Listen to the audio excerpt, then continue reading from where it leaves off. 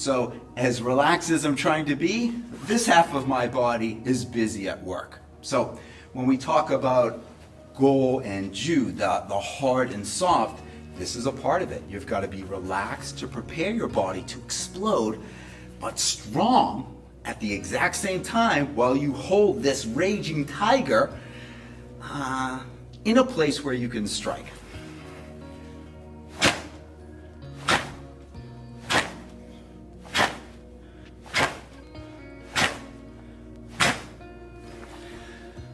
Another thought. The key is to visualize the 3 hinges that make this possible. Hinge number 1, the shoulder. Hinge number 2, the elbow. Hinge number 3, the wrist. Imagine a fire hose that had a knot tied into it. The pressure's building and building behind that knot, and then when it finally releases, whop, that's when the back fist comes. So this is the thinking or symbolism that I use to power my back fist. Let's take a look at them together.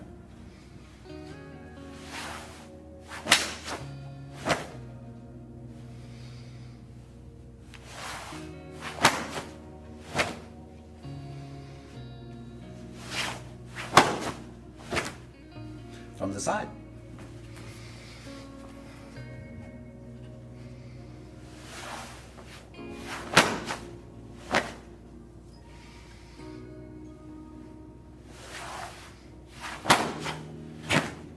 Now you see me extending out here. You would not be able to penetrate through a human skull like that. You will reach the skull at this point.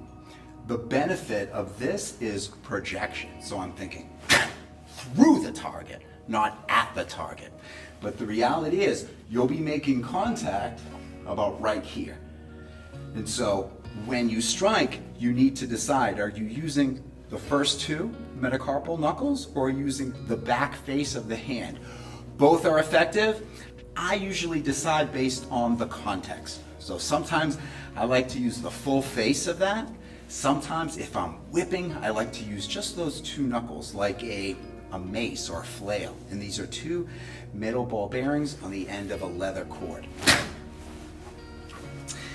Let's talk for a moment about the speed in the back fist.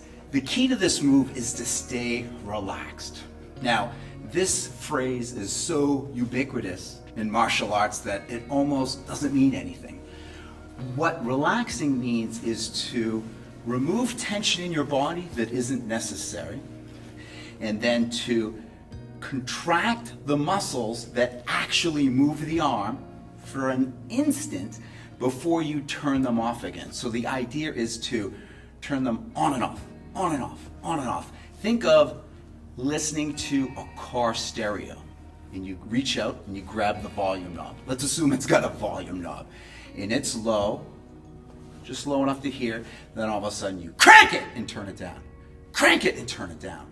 That's the idea behind bah!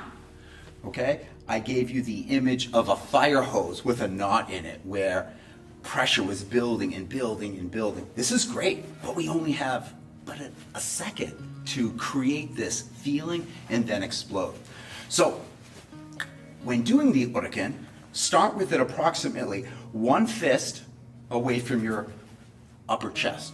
The elbow is down. Sometimes students try to make this straight. It's very unnatural. It's fine for it to be just like this.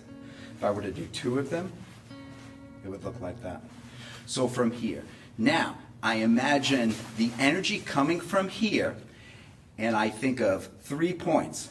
The point I'm starting on, the target, and then returning here. And so I immediately think hit point 1, but included in that, come back to point 2.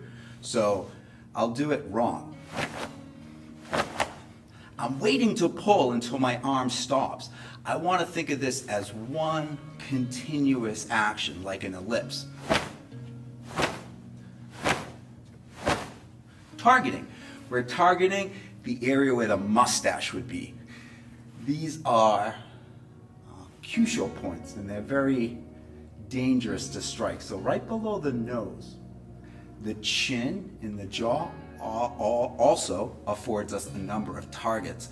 Technically, anything from the eyes down and around are valid targets. But in the kata, I basically visualize the under area of the nose where a mustache would be.